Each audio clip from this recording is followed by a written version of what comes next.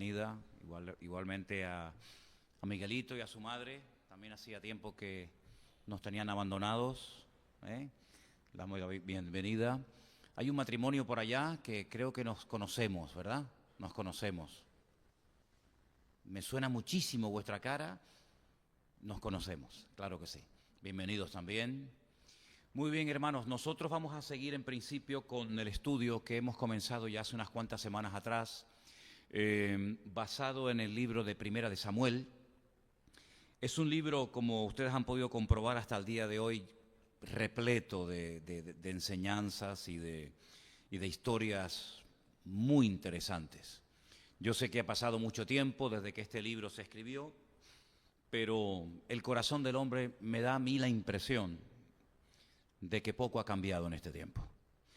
Hoy en día siguen habiendo personas fieles que aman a Dios. El caso, por ejemplo, de Samuel, un hombre que amaba al Señor, un hombre que es el producto de una oración contestada de su madre. Su madre, como todos saben, era una mujer estéril.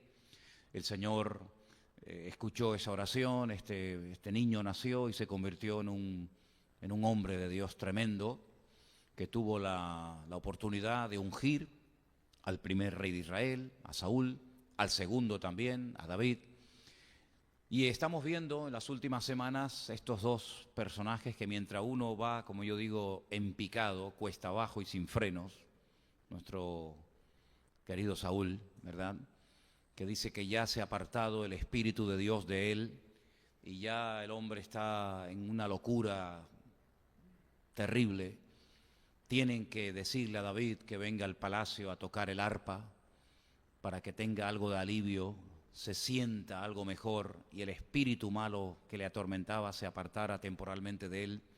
Y por otra parte vemos a David que el Señor nada más que lo bendice y lo protege y lo ayuda y lo cuida y mientras uno va de mal en peor, el otro va pues creciendo y de victoria en victoria y de bendición en bendición. Hoy nos vamos a ir al capítulo 23 de Primera de Samuel, por favor, si ustedes lo quieren buscar. Capítulo 23 de Primera de Samuel. Encontramos a David en el desierto. Hasta el día de hoy hay algunos desiertos en Israel, todos por cierto muy hermosos que se pueden visitar.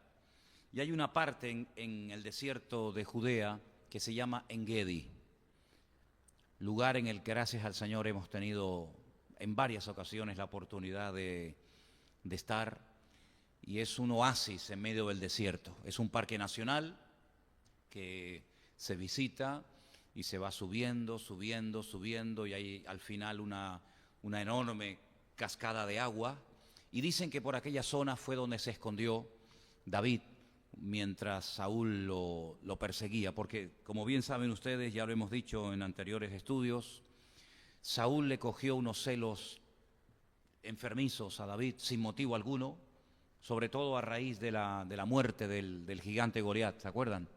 Dice la Biblia que las chicas del país comenzaron a cantar aquella canción que decía: Saúl hirió a 1000, David a sus 10.000, y esto no le hizo mucha gracia al rey Saúl, y dice que desde ese día no lo vio con buenos ojos. Lamentablemente, hasta el día de hoy siguen habiendo personas con este problema tremendo de los celos. Los celos es algo que termina destruyendo la relación matrimonial, termina enfermando a la persona que tiene este problema. Y si hay alguien aquí que tiene ese problema, pues preséntaselo al Señor cuanto antes, porque los celos terminan enfermándote espiritual y físicamente.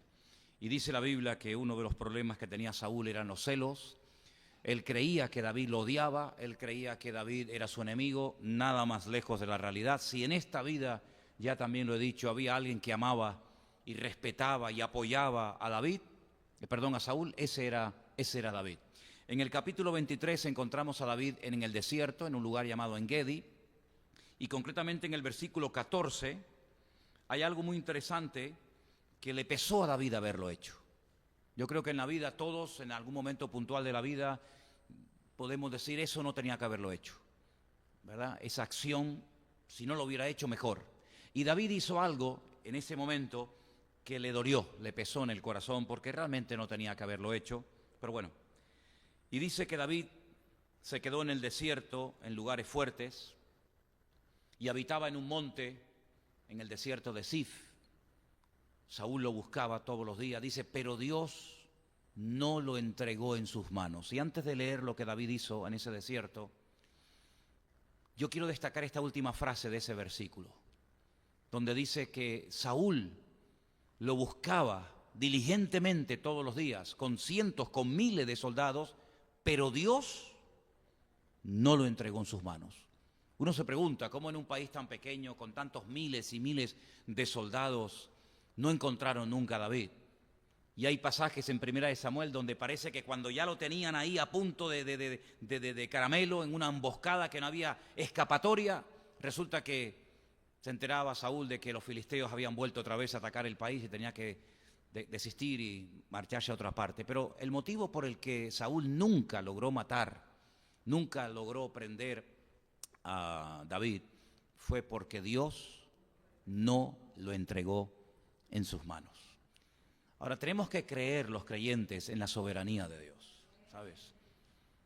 Cuando uno cree en el Señor, cuando uno le acepta, cuando uno le recibe, hay muchas cosas que uno va descubriendo y descubriendo con el paso del tiempo. Una de las cosas que uno va descubriendo del Señor prácticamente a diario es la soberanía de Dios, el trato que Dios tiene personalmente con cada uno de nosotros. Yo siempre he dicho que la Biblia es el plan general de Dios, ¿verdad? Donde ahí se escribe los mandamientos y preceptos y las normas y principios a nivel general para todos, da igual el país en el que hayas nacido, da igual a la iglesia a la que pertenezcas, si hay principios generales para todos, pero también reconocemos que luego hay un trato personal. Lo que Dios seguramente está haciendo en tu vida es diferente a lo que está haciendo en la vida del hermano, de la hermana que está delante o detrás, a tu derecha o a tu izquierda. Hay un trato personal porque Dios, creemos que es un Dios personal. Y cuando a Dios le dejamos trabajar en nuestra vida, pues Él sabe en qué área de mi vida yo necesito ser tratado, moldeado, ¿verdad? Y hay áreas en la vida mía en las que el Señor está obrando que a lo mejor no tiene por qué obrar en la vida tuya o viceversa, ¿no? Y vemos que el Señor protegió de una forma sobrenatural a David. Claro, él no se quedaba quieto diciendo, bueno, no me van a encontrar, me hago el invisible, ¿no? Me pongo una manta por encima y no me van a ver. Él también tenía que moverse, él tenía que huir, él tenía que ir de cueva en cueva y de desierto en desierto. Pero una cosa es el esfuerzo humano y otra cosa es la soberanía de Dios. Dice la Biblia que, mira, tú puedes cuidar mucho la ciudad, pero si Dios no cuida la ciudad, en vano vela la guardia. Tú puedes tratar de construir la casa más hermosa o el ministerio más lindo, pero si Dios no edifica lo que estás haciendo, de nada sirve. Por lo tanto, el esfuerzo humano es importante. De hecho, en la Biblia encontramos ese famoso texto que ya lo sabemos de memoria, lo hemos repetido infinidad de veces, cuando el Señor le dice a Josué, esfuérzate, ¿verdad? Esfuérzate y sé valiente. Medita, escudriña la palabra, no te desvíes ni a diestra ni a siniestra. Cuando le llegan las noticias a Pablo de que su hijo en la fe, Timoteo, el pastor que dejó en la iglesia de Éfeso, está pasando momentos difíciles de pruebas, de rechazo por parte de algún grupo de la congregación, él le escribe y le dice lógicamente muchas cosas, pero una de las cosas que le dice es esfuérzate, pelea, lucha, batalla, ¿verdad? Es cierto que hay una parte que Dios ha dejado de nuestra parte, hay que esforzarnos, hay que movernos, hay que pelear, como dice Pablo, la buena batalla, hay que correr la carrera y terminarla, pero luego hay una parte que queda en la mano de Dios. Si el Señor no respalda la obra, si el Señor no respalda el trabajo, en vano resulta todo el esfuerzo y toda la inversión y todo el tiempo y toda la energía que invierta, ¿no? Por más que le hables y por más que le digas, como Dios no haga la obra, hermano, olvídate. Y en este caso, claro que David era un hombre experto y sabía huir. Saúl, hay un momento en el libro de Primera de Samuel que dice, yo sé que él es muy astuto. Él lo dice, yo reconozco que este es muy escurridizo, es muy astuto, pero independientemente de que fuera astuto y conocedor del terreno, ahí está la clave. Dios no lo entregó en sus manos, porque Dios había dicho una palabra a David, ¿se acuerdan? Cuando era jovencito, él estaba en el monte, lo fueron a buscar, él viene, lo ungen delante de sus hermanos, delante de su familia. Y entonces, si Dios ha dicho que él va a ser el siguiente rey de Israel, ¿cómo el Señor después lo va a entregar en la mano de Saúl para que lo mate Saúl. Es una incoherencia. Entonces tú tienes que comenzar a entender a Dios. Vamos a ver, si Dios me ha dicho que yo voy a ser el rey, Saúl nunca me va a matar. Es imposible que a mí que Dios permita que Saúl me mate antes de ser rey. Por lo tanto, como dijo él, en paz me acostaré, asimismo dormiré, porque solo sé que en Dios está mi confianza, está mi seguridad, está mi paz, está mi reposo. ¿Se dan cuenta? Es como cuando el Señor le dijo a Pablo: Pablo, es necesario que testifiques de mí en Roma. Y lo montan en un barco. Y en medio de la travesía, el barco se hunde. Dice la Biblia que agarrándose a tablas o lo que fuera, llegó a la isla de Malta. ¿Se acuerdan el pasaje? Tratando de buscar un poco de ramas secas para encender un fuego y calentarse, porque dice que llovía muchísimo y seguramente estaban muertos de frío. Va y le prende una víbora y lo pica. No murió. ¿Cómo va a morir Pablo, hermano? ¿Cómo se va a morir ahogado? ¿Cómo va a morir Pablo mordido por una víbora? Es imposible. ¿Por qué? Porque el Señor le dijo: tienes que ir a Roma a predicar de mi palabra. Entonces, cuando uno está en la voluntad de Dios y Dios ha trazado la línea y Dios te ha revelado su plan, podrán venir problemas, podrán venir dificultades, podrán venir luchas, todo lo que tú quieras, pero el plan de Dios, si tú quieres que se cumpla en tu vida, sí o sí se va a cumplir. ¿Cuántos dicen amén? Entonces, cuando uno sabe el plan de Dios, pues uno tiene la tranquilidad de decir: todavía mi tiempo no ha llegado. Es como cuando el Señor, estoy poniendo ejemplos para que veáis cómo cuando Dios dice algo hay que recordar lo que ha dicho, para no caer en desesperación, para no caer en frustración, para no caer en temores absurdos y ridículos. Cuando el Señor le dice a Juan: yo quiero que él quede hasta que yo venga.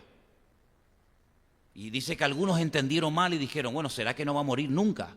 Y el Señor, y el mismo Juan en su evangelio, en el último capítulo dice: no, yo no he dicho que él no va a morir, porque Juan murió. Yo lo que he dicho es que él se va a quedar hasta que yo venga. Y uno dice: ¿y qué quiere decir esto? Bueno, él era el que tenía que escribir el libro del Apocalipsis, el libro de la Revelación, el libro donde él ve venir al Señor montado en un caballo blanco, triunfante y glorioso. Por lo tanto, él no puede morir antes de que se cumpla la palabra de Dios en su vida. David no podía morir a los 20 años. ¿Por qué? Porque hasta los 30 no fue rey. Entonces, cuando uno sabe el plan de Dios, dice: bueno, vendrán contra mí, como decía David, aunque un ejército, y no fue uno ejército, fueron muchas veces, aunque un ejército acampe contra mí, no temerá mi corazón, porque el plan de Dios se va a cumplir. ¿Se dan cuenta? Cuando uno no sabe cuál es el plan de Dios, uno está asustado, uno no sabe discernir, no sabe interpretar las circunstancias. Sin embargo, el que tiene confianza en el Señor es capaz de dormir en medio de una tormenta. ¿Cómo era capaz el Señor Jesucristo en una pequeña barca? No estamos hablando de un crucero de lujo, estamos hablando de un cascarón de nuez.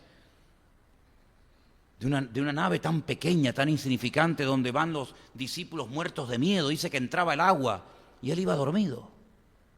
¿Cómo se puede dormir tranquilamente? Porque las Escrituras decían que él moriría crucificado, no ahogado.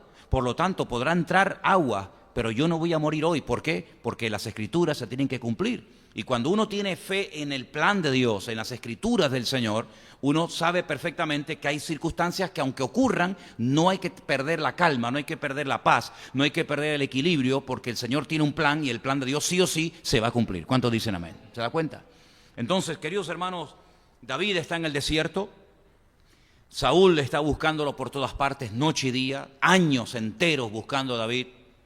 Dios no se lo entregó bajo ningún concepto en sus manos. Ahora bien, en el capítulo 24, a partir del versículo, si quieren vamos a leer a partir del versículo 16, encontramos que Saúl aparentemente se arrepintió. Ahora yo quiero hablar un poquito del tema del arrepentimiento. En el capítulo 24, verso 16, dice: aconteció que cuando David acabó de decir estas palabras a Saúl, Saúl dijo: ¿no es esta la voz tuya, hijo mío, David? Y alzó Saúl su voz y lloró. Versículo 17. Dijo David: más justo eres tú que yo, que me has pagado con bien, habiéndote yo pagado con mal. Tú has mostrado hoy que has hecho conmigo bien, pues no me has dado muerte, habiéndome entregado el Señor en tu mano. Porque ¿quién hallará a su enemigo y lo dejará ir sano y salvo? El Señor te pague con bien por lo que en este día has hecho conmigo. Si ustedes leen detenidamente después al llegar a casa el capítulo 24 de Primera de Samuel, van a encontrar que dice la Biblia en un eufemismo, en un hebraísmo, una expresión que no dice nada, pero que ustedes ya saben lo que significa porque lo hemos explicado en otras ocasiones. Dice que Saúl entra a una cueva a cubrirse los pies. Entró a hacer sus necesidades, ¿vale? Y allí estaba Saúl haciendo sus necesidades casualmente, entre comillas. David está en la cueva con sus soldados cuando Saúl entra. Saúl no se da cuenta de que dentro de la cueva está David. David se da perfectamente cuenta y sabe quién entra. Tiarrón, un hombre alto, bien vestido, el rey de Israel, y allí lo ve. Y sus soldados le dicen: ahí te lo pone el Señor. Ahí lo tienes delante tuyo. Ahora es el momento de levantarte y cortarle la cabeza, porque el Señor te lo ha entregado. David sigilosamente se levanta, le corta el borde de las vestiduras y Saúl se marcha y no se da cuenta. Cuando está lejos, David le habla y Saúl reconoce que en aquel momento podía haber sido el último minuto de su vida. Pero David le perdonó la vida, demostrándole que él no tiene absolutamente nada en contra de él, sino más bien todo lo contrario. Porque además de ser el rey de Israel, su rey también, era su suegro. No nos olvidemos que él estaba casado con la hija del rey de Israel, ¿vale? Eran familia. Saúl aparentemente se arrepiente. Saúl dice las palabras que hemos leído en esta noche, pero sin embargo tú ves que Saúl después sigue exactamente igual. Por eso a mí me gustaría, por lo menos unos minutos, hablar acerca de lo que es el verdadero arrepentimiento. Porque a veces cuando hablamos de la palabra arrepentimiento, en el fondo probablemente no tenemos claro a lo que nos estamos refiriendo. Hay personas que pueden venir al culto, que pueden venir a la iglesia, pero no significa de que verdaderamente se hayan arrepentido de sus pecados y hayan nacido de nuevo. Hay gente que incluso comienza a leer la Biblia y cambia tal vez de amistades o de ambiente. Y tú lo ves que dice: mira, parece que ha cambiado. Sin embargo, vamos a leer algunos versículos en esta noche que nos hablan claramente acerca de lo que es un verdadero arrepentimiento. En el libro de Jonás, si les cuesta encontrarlo, presten atención a este pasaje de Jonás que dice: ¿quién sabe si se volverá y se arrepentirá Dios y se apartará del ardor de su ira y no pereceremos? Y vio Dios lo que hicieron, que se convirtieron de su mal camino y se arrepintió del mal que había dicho que les haría y no lo hizo. Ahora, la palabra arrepentimiento en hebreo es la palabra nahán y significa cambio de sentido, cambio de dirección. También se podría haber traducido como cambiar de parecer, desistir, renunciar. Claro, cuando en la Biblia encontramos expresiones como esta, que Dios se arrepintió, por favor, nada más lejos de la realidad. No comparen el arrepentimiento humano con este término que se utiliza cuando se habla acerca del Señor, porque no es la primera vez que aparece. También dice que en el libro de Génesis dice que Dios se arrepintió de haber creado al hombre, ¿no? Le dolió en su corazón, ¿vale? No es que sea un arrepentimiento y dice: bueno, hice un pecado, me tengo que arrepentir. Dios no se tiene que arrepentir de nada, y mucho menos de haber cometido un pecado. Pero vemos en la ciudad de Nínive a un predicador que recorre la ciudad de punta a punta y les advierte que si no cambian, que si no se arrepienten, la ciudad va a ser destruida completamente. Jonás sabemos que no quería ir, porque él sabía perfectamente que en el momento en el que el hombre, el pecador o quien sea, se exponga a la predicación de la palabra, puede puede haber la posibilidad de que esa persona sea impactada y cambie. No es 100% de seguridad, pero cuando a una persona se le predica la palabra de Dios, puede endurecerse, puede pasar olímpicamente de la palabra o puede decir, bueno, pues quiero cambiar y quiero arrepentirme. La ciudad de Nínive entera, eso no ha pasado nunca en la historia de la humanidad, nunca. Solamente una vez, y está registrado en el libro de Jonás, toda la ciudad del más grande, desde el rey hasta el más pequeño, se pusieron en ayuno, se arrepintieron. Y el Señor dijo, bueno, pues ahora no puedo destruir la ciudad. ¿Por qué? Porque el arrepentimiento hace que Dios tenga misericordia y perdone a toda la ciudad entera. Claro, tiempo más tarde Nínive fue totalmente arrasada y destruida, pero en aquel momento, cuando hay un arrepentimiento sincero y genuino, Dios desiste y Dios dice, bueno, esto era un mensaje de advertencia. Esto es lo que podía ocurrir si no hay arrepentimiento. Como ha habido arrepentimiento, lo que va a ocurrir es clemencia, misericordia, piedad, y durante un tiempo se le perdonó la vida a los habitantes de Nínive. Por lo tanto, vemos que no era simplemente decir, uy, se asustaron, madre mía lo que nos puede pasar si no nos arrepentimos. No, cambiaron radicalmente su conducta, se humillaron, dice que se acostaron en polvo, en ceniza, en silicio. Dice que hasta los animales ayunaron en aquel tiempo. Hubo un cambio genuino. Porque una de las cosas que dice, por ejemplo, en los evangelios, en Mateo capítulo 3, del 1 al 8, cuando la gente venía al río Jordán para ser bautizada por Juan, y él veía que se había convertido como una especie de moda, el que la gente se bautizara, pues fíjense lo que Juan le decía a aquellas multitudes. En aquellos días... Vamos a empezar por el versículo 9, Mateo 3, versículo 9. No penséis dentro de vosotros mismos, Abraham tenemos por padre, porque yo os digo que Dios puede levantar hijos de Abraham aún de estas piedras. Y ya también el hacha está puesta a la raíz de los árboles, por tanto todo árbol que no da buen fruto es cortado y echado fuera en el fuego. Perdón, del 1 al 8, perdón, discúlpame. Estamos en Mateo 3, del 1 al 8. Ahí está, perdón. En aquellos días vino Juan el Bautista predicando en el desierto de Judea. Y dijo, él utiliza la misma palabra que utilizó Cristo cuando comenzó su ministerio. Arrepentíos, porque el reino de los cielos se ha acercado. No se ha establecido, pero se ha acercado, ¿vale?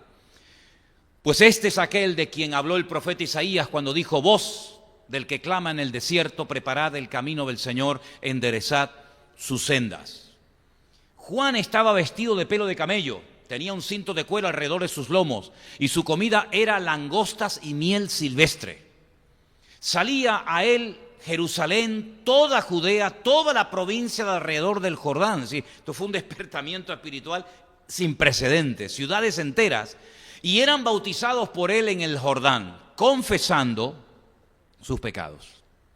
Al ver él que muchos de los fariseos, interesante, ¿eh?, y de los saduceos venían a su bautismo, les decía, bienvenidos, me alegro muchísimo de que hayáis venido a ser bautizados. Generación de víboras, a los saduceos y fariseos de la época. ¿Quién os enseñó a huir de la ira venidera? Y ahora viene la palabra que yo quería destacar. Haced frutos dignos de arrepentimiento. ¿Qué significa hacer frutos dignos de arrepentimiento?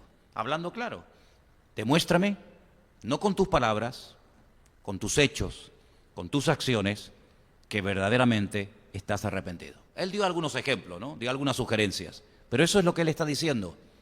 A ver, ¿dónde está el fruto de vuestro arrepentimiento? Porque Primera de Juan, capítulo 3, versos 8 y 9, dice que cuando uno está en Cristo no puede seguir practicando el pecado. Pecar, claro, pecar, pero practicar el pecado con toda intención, no, en absoluto. El que practica el pecado, ¿de quién es? Del diablo. Porque el diablo peca desde el principio. Para esto apareció el Hijo de Dios, para deshacer las obras del diablo. Todo aquel que es nacido de Dios Es decir, el que ha tenido un encuentro, una experiencia personal con Cristo, dice, no practica el pecado, no lo practica. Porque la simiente, la vida de Dios que permanece en él, dice, no puede pecar porque es nacido de Dios. Entonces, si ustedes se dan cuenta, cuando una persona acepta al Señor, esa persona comienza a cambiar en todo, su forma de hablar, su forma, incluso en algunos casos, hasta de vestirse. Fíjate lo que te digo, depende del trasfondo que venga. Cambia totalmente. ¿Eso significa de que nunca pecaremos? No, eso no significa ese texto. Lo que dice ese texto es que ya no practicamos con frecuencia y sobre todo el mismo pecado que antes nos tenía atrapados. Dice que no puede ser, porque si alguien continúa después de haberse encontrado, después de haber nacido de nuevo, supuestamente, sigue practicando el pecado, esta persona no ha nacido de nuevo. Por sus frutos los conoceréis, dice la Biblia. Entonces Juan lo que está diciendo es que si ustedes se quieren venir a bautizar, porque el bautismo de Juan era un bautismo para demostrar genuino arrepentimiento, bueno, yo no sé si están arrepentidos. Por lo tanto, me lo tienen que demostrar. Yo estoy aquí esperándoles en el momento que ustedes quieran venir, pero antes de que yo les bautice, haced frutos dignos de arrepentimiento. Y esto no se consigue en un día o en 2 días. A veces tienen que decir, bueno, a ver si es verdad que ha cambiado. Porque yo no soy Dios. El Señor mira al corazón y no tiene ninguna necesidad de que le demostremos a Él nada, porque Él sabe perfectamente lo que hay y lo que no hay dentro de nosotros. Amén, hermanos. Pero Juan tiene que decir, yo quiero ver si verdaderamente ustedes lo hacen de corazón, porque verdaderamente se han arrepentido, porque verdaderamente van en serio, o porque simplemente lo hace fulano y mengano y yo también lo quiero hacer. Hacer frutos dignos de arrepentimiento. ¿Qué es un fruto digno de arrepentimiento? Cambiar de vida. No practicar más el pecado. Punto. Fíjense qué importante es esto del arrepentimiento, que en el libro de los Hechos, el primer sermón que Pedro lanza en el día de Pentecostés, capítulo 2, del versículo 36 en adelante, fíjense qué interesante, son palabras del apóstol Pedro, dice, sepa pues ciertísimamente toda la casa de Israel, que a este Jesús, a quien vosotros crucificasteis, Dios le ha hecho Señor y Cristo. Es decir, al que ustedes desecharon, Dios lo ha levantado por encima de cualquier autoridad y por encima de cualquier potestad. Por lo tanto, fíjate la diferencia entre el trato que ustedes le han dado al Mesías al trato que el Padre le ha dado a su Hijo. Al oír esto, dijeron, madre mía, se compungieron de corazón. Dijeron, hemos metido la pata.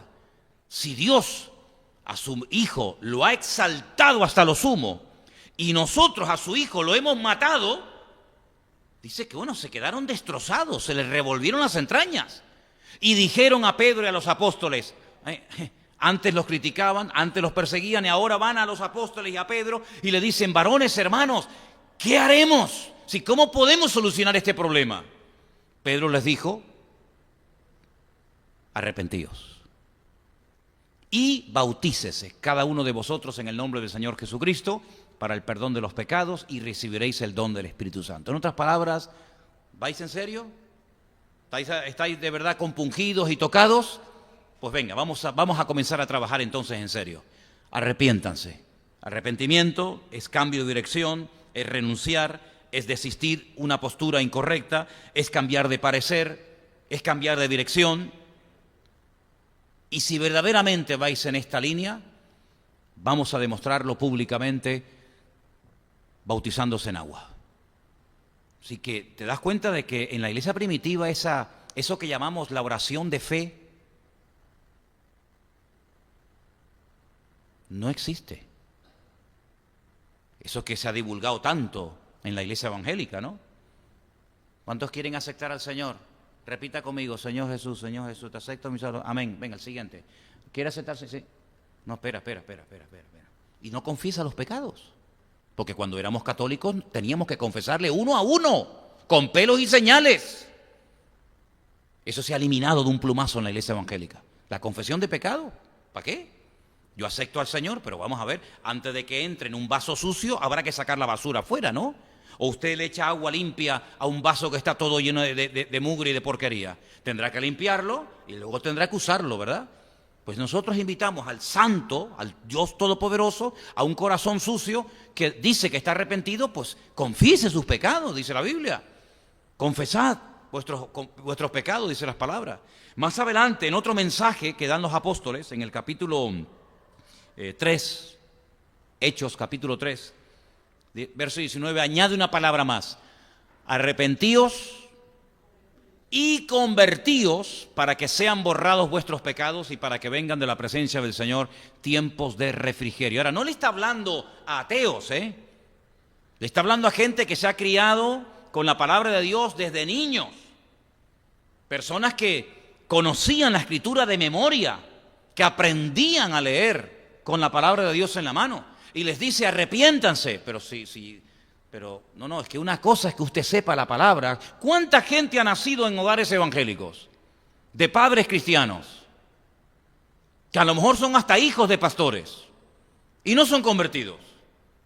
¿Es que acaso por haber nacido en un hogar cristiano o haberme criado en una iglesia evangélica desde niño a la escuela dominical, quiere decir de que ya el niño o la niña son convertidos? Oiga, eso es una decisión personal. No es que transmitimos, no es por genética, sino es una decisión personal de que yo decido confesar mis pecados al Señor porque reconozco que soy un pecador y porque quiero seguirle y quiero obedecerle todos los días de mi vida. Si eso no ha habido en tu vida, pues a lo mejor usted está viniendo a la iglesia, pero que seas convertido son dos cosas muy diferentes, Entonces, queridos hermanos, vemos en la palabra de Dios que Saúl no tuvo ese arrepentimiento, porque al día siguiente o a los pocos días volvió otra vez a perseguir a David. Entonces, si te has arrepentido, tú no puedes seguir persiguiendo a David. Tienes que pedirle perdón y tienes que admitirlo en el palacio. Y lo que te tienes que dedicar es a matar filisteos, no a querer matar a tu yerno, que es tu hermano, y te ama y te respeta y te apoya. Pues no, él siguió, porque no hubo un genuino arrepentimiento nunca en la vida de Saúl. Y eso es algo que se nota. Cuando una persona está arrepentida, dolida, llega a aborrecer el pecado que antes hacía. Porque yo sé que hay un versículo que muchos cristianos conocen de memoria, que está en Proverbios, que dice que el principio de la sabiduría, ese lo sabe todo el mundo, es el temor a Dios, ¿sí? Pero es que hay otro que empieza igual, pero no todo el mundo lo sabe, que dice que el principio de la sabiduría es aborrecer el pecado. Ese también está en la Biblia. El principio de la sabiduría es aborrecer el pecado. No solo dejarlo, sino llegar a un punto de aborrecer lo que Dios aborrece. Y mientras usted no aborrezca lo que Dios aborrece, tú no has nacido de nuevo. Porque cuando una persona tiene a Dios dentro, no puede desear cosas que el Dios que lleva dentro no desea. Hace muchos años leí un libro, La mente renovada se llamaba, un libro muy interesante que hablaba de los sentimientos, de las emociones, de la mente, del vocabulario, cómo uno puede llegar a sentir lo que Dios sentía y cómo uno puede llegar a hablar como el Señor hablaba y cómo uno puede llegar a vivir como el Señor vivía. Es que esa es la meta del creyente. La conversión, yo le decía esta mañana a Marcos, que me reunía con él, digo, mira, la conversión digamos que es instantánea, el convertirse, ¿no? El entregar tu vida a Cristo. Muy bien, hoy estarás conmigo en el paraíso, ¿sí? Pero no hubo ningún trato en esa vida. ¿Por qué? Porque es que tampoco tuvo tiempo para quedarse. Pero tú y yo que hemos estado años después de haber conocido al Señor, ¿qué es lo que está haciendo el Señor en nosotros? Moldearnos, tratarnos, pulirnos. Y eso no lleva una semana ni 15 días. Eso es un trabajo de toda la vida. Y lamentablemente Saúl nunca se dejó tratar por el Señor. Por eso Dios dijo, no lo aguanto. Lo desecho, no me sirve. Y le dice a Samuel, no ores más por él, por favor. No ores más por él. ¿Hasta cuándo vas a estar llorando por Saúl? Si en vez de dedicarle tanto tiempo a Saúl, lo que tienes que hacer es dedicarle más tiempo a David, que este es el que yo quiero usar, a este no me sirve. Así, en esos términos le hablaba el Señor al profeta Samuel. Yo lo he desechado. Quitó su espíritu de él. retiró su gloria de él. Y claro, automáticamente el diablo, cuando ve un alma vacía, pues ahí se le mete. ¿Qué es lo que pasa? En muchas filosofías del mundo dicen, no, tú deja la mente en blanco, ni se te ocurra. Como la dejes en blanco, se te va a quedar negra. No, tú ábrete, abre. ¿A quién me abro? No, a lo que hay por ahí. No te abras, ciérrate. ¿Cómo te va a abrir? ¿Estás loco? ¿Verdad? Y vamos a ver en las próximas semanas cómo Saúl terminó yendo a consultar a una divina. El gran ungido del Señor, el gran ungido de Dios, como ya Dios no le respondía. Oye, es interesante, ¿por qué a veces Dios no le responde a la gente? Estoy preparando unos mensajes que voy a dar ahora en un retiro que me han invitado sobre la fe. Y hay una palabra muy interesante en el texto del Nuevo Testamento, son los megapistos y los megapistos son los que tienen mucha fe. Y después están los que tienen poca fe. Y una de las características de esas personas megapistos, que hay unos cuantos en la Biblia, no hay muchos, pero hay unos cuantos, una de las cosas que ocurre en ese tipo de personas es que reciben lo que piden y lo reciben inmediatamente. No es una cosa que viene con el paso del tiempo, sino, dice, en esa misma hora. ¿Qué me pediste? No, que sanaras al siervo. Y se fue y dice, ¿cuándo fue sanado? Dice, en esa misma hora en la que yo estaba con él. En la misma hora, ¿no? Y vemos en la palabra de Dios que cuando Dios trata con nosotros, una de las cosas que está tratando de forjar en nosotros es poner un temor hacia todo aquello que él aborrece. Como Saúl ya no tenía al Señor, pues dice que él va y consulta con la divina de Endor, porque ya Dios no le respondía. Es interesante, ¿no? Es interesante esto. Lo vamos a ver más adelante, ¿no? Pero para seguir un poquito más adelante, el aparente arrepentimiento de Saúl no fue sincero. David le perdonó la vida ahí, y más adelante vamos a ver en otro pasaje que también le perdonó la vida. Pero Saúl tenía un hijo muy bueno. Eso de que de tal palo tal astilla no siempre es así. No siempre es así. Ese versículo que dice tal la madre, tal la hija, bueno, hay a veces ciertas excepciones. Porque los hijos de David no tenían el corazón por el Señor que tenía su padre, ¿verdad? Pero este muchacho es una persona diferente. Esta es la persona que a mí me produce más tristeza de toda la Biblia. Porque, permítame la expresión, fue un pobre desgraciado. De verdad. En 1 Samuel 27, versículo 17, el hijo del rey le dice unas palabras a David muy bonitas y al mismo tiempo muy curiosas, ¿no? 1 Samuel 27, 17, dice... perdón, no está. Bueno, copié mal el texto.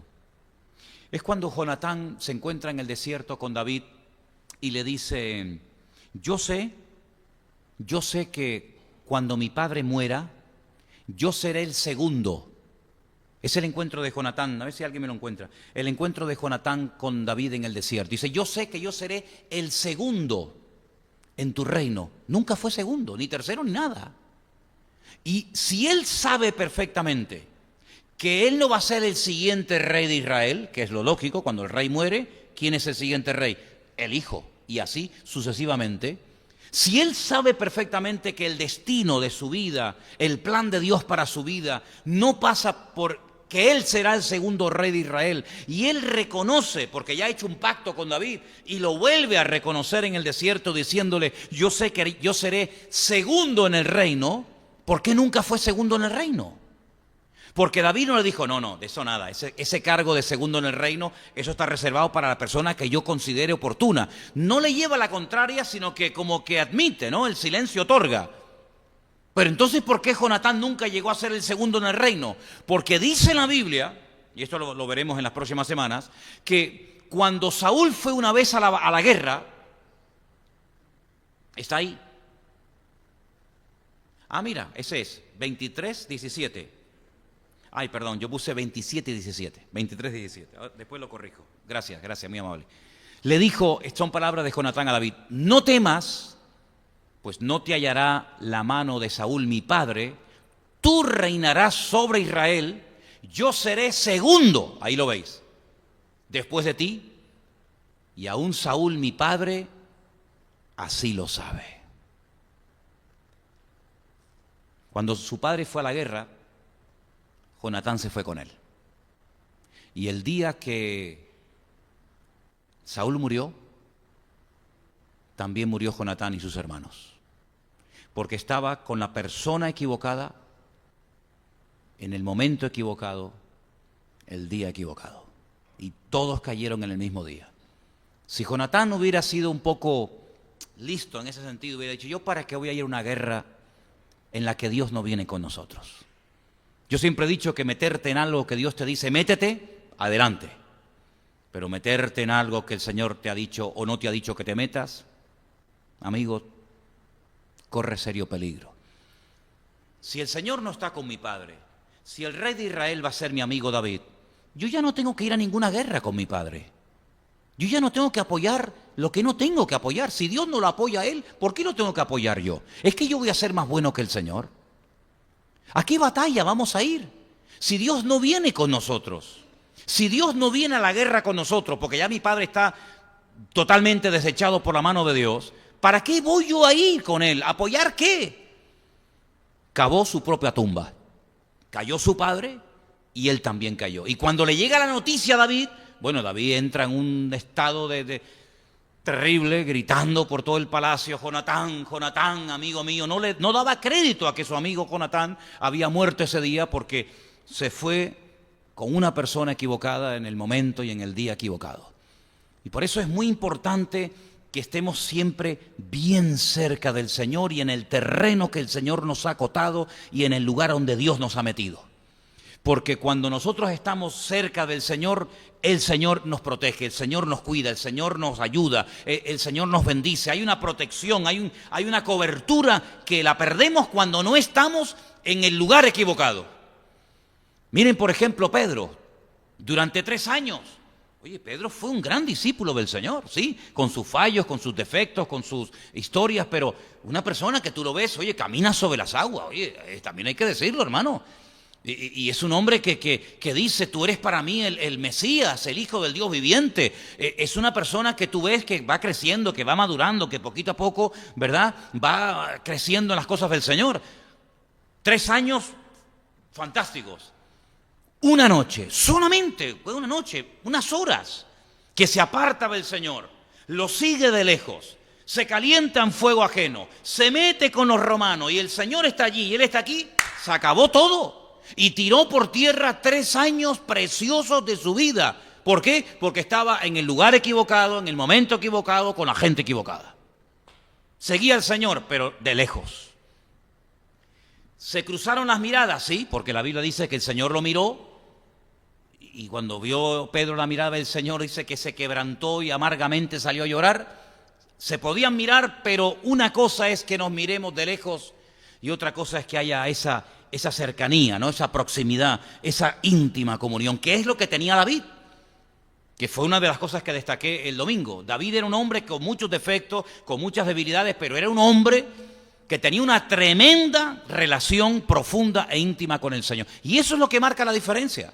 Eso es lo que marca la diferencia. Por eso Dios lo protegía, por eso se va a una cueva y no llama a nadie, la gente va detrás de él. Por eso dice que cada día le venía la ayuda necesaria, imprescindible que David necesitaba. Es que tú ves a David que hay como algo, hay algo. Claro, nosotros ese algo sabemos lo que es. Ese algo es la presencia del Señor, ¿sí o no? En David había algo, es que era una persona que se notaba que Dios estaba con él, ¿verdad? Y cogía un arpa y hacía que los demonios salieran corriendo. Pero claro, es que el otro, Saúl, era todo lo contrario. Era todo lo contrario, iba por el camino totalmente equivocado y podía haber corregido, claro que sí, hermanos.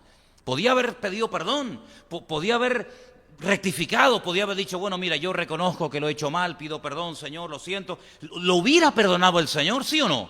Por supuesto, pero mira, ¿tú te crees que Saúl fue el peor rey de Israel? El peor, el de todos los que hubo. ¿Sabes que el reino llegó a dividirse? Cuando muere Salomón, el hijo de David, el reino, el país se parte en 2. El norte, Israel, contra el sur, Judá. Una guerra civil que duró años.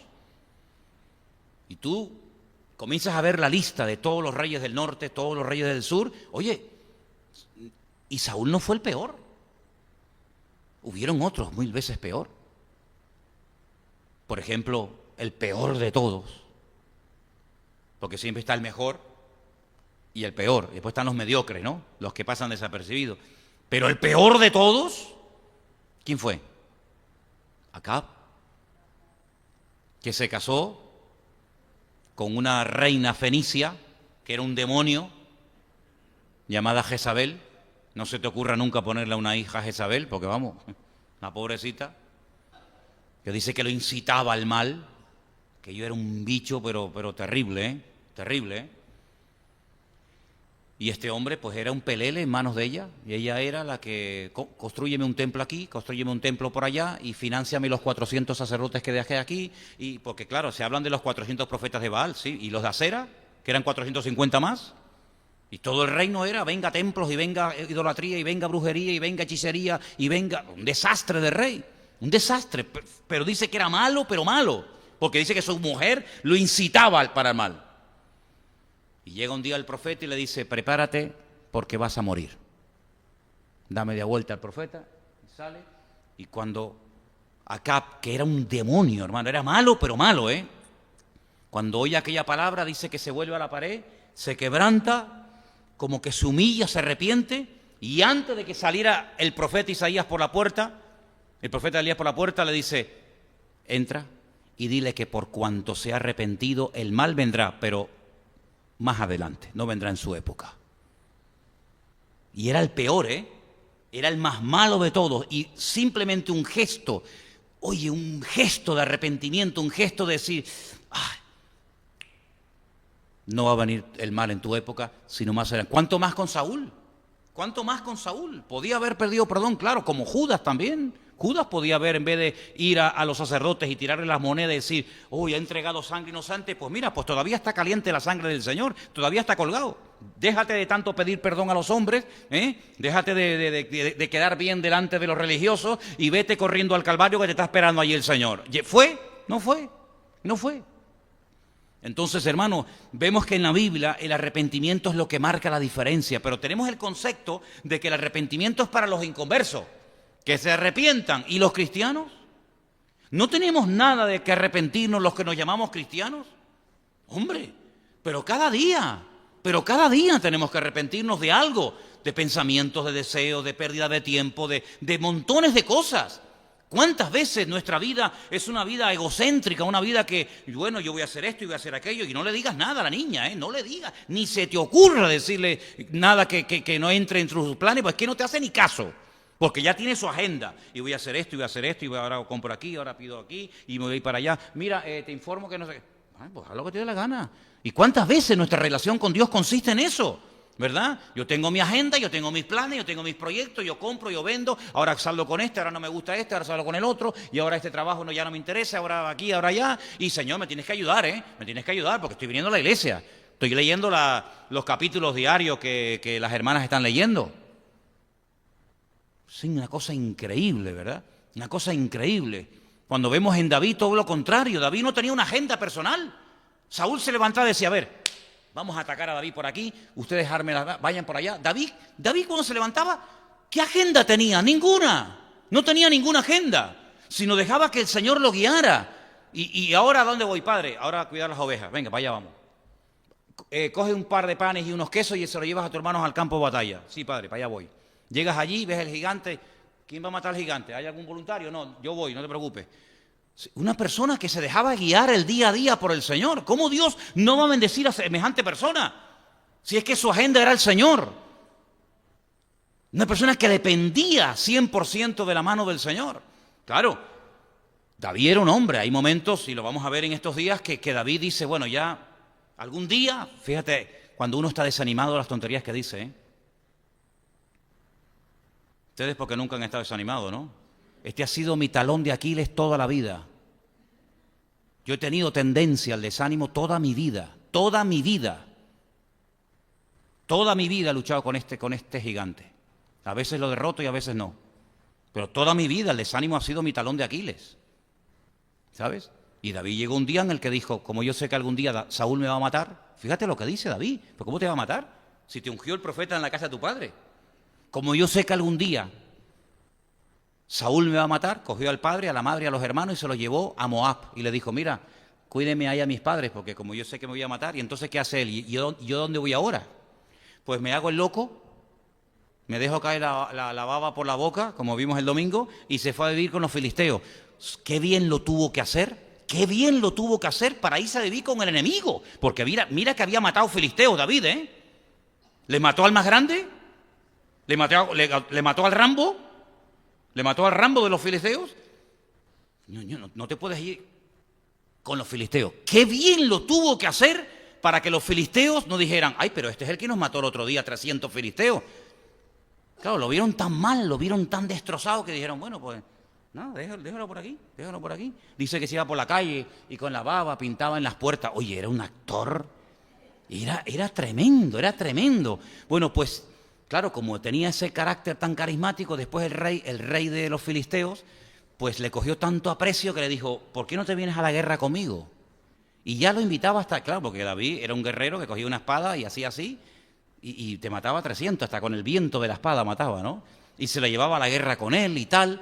Los príncipes de los filisteos dudaban y decían, ¿y si se devuelven en el campo de batalla contra ti? Dice, no, este es como mi hijo y tal. ¿Te das cuenta? Una cosa tremenda. Claro, después le decía el rey de los filisteos, vete y pelea contra aquella ciudad. En aquella ciudad lo conocían y decían, este de loco no tiene un pelo. Pero dice que los mataba a todos para no dejar testigos. Era tremendo, es que era tremendo. Claro, por eso después cuando él una mañana se levanta eufórico con una mega fe tremenda y dice, yo lo que quiero hacer es una casa al Señor. Le quiero construir un palacio. Y el Señor le dijo, quietito. Tú me vas a construir una casa con la sangre que tú has derramado, amigo. Déjale eso para tu hijo, que ese es un pan bendito. Pero tú hazle los planes, tú róbale o quítales el oro a los filisteos, pero tú no me puedes construir una casa porque yo a ti no te he llamado para eso, ¿no?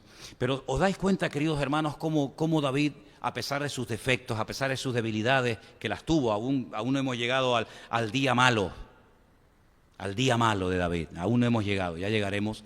¿Os dais cuenta cómo era una persona que amaba a Dios? Y yo quiero que en esta noche, todos y cada uno de nosotros tengamos en cuenta que yo creo que a diario el Señor o nosotros nos tendríamos que hacer esa pregunta. Yo amo a Dios. Yo amo a Dios realmente. ¿Te has preguntado alguna vez esa pregunta? Claro que Él me la pregunta a mí, imagínate. Pero tú te has preguntado, vengo a la iglesia, canto, a lo mejor participo en alabanza, en los jóvenes o en las mujeres o lo que sea, pero en el fondo yo amo a Dios. Yo sería capaz de hacer una locura por Él. Yo sería capaz de dejarlo en un momento puntual todo. Dios, todo. Sería capaz de dar tu vida por Él. ¿Hasta qué punto tú amas a Dios? Pues claro, mientras no se meten con uno, mientras no nos dicen nada, claro, yo amo a Dios, sí, ya. Pero ¿hasta dónde seríamos capaces de demostrarle a Dios que le amamos? ¿Hasta dónde? Entonces, en la vida de David yo veo ese hombre que amaba a Dios por encima de todas las cosas. Y esa fue la pregunta que le hizo el Señor a Pedro, cuando cayó, cuando le negó, cuando apostató, diciendo yo no conozco a ese hombre. El Señor días más tarde le pregunta, Pedro, ¿tú me amas? Claro, Pedro se queda como diciendo, claro, ¿cómo no te voy a amar? Le vuelve otra vez a hacer la misma pregunta. Pedro, ¿tú me amas a mí? Y le dice, ¿tú me amas más que estos? ¿A qué se refería cuando le dice más que a estos? Pues seguramente la pesca milagrosa que estaba recién cogida, ¿no? Las redes, la barca. ¿Tú me amas más que todo esto?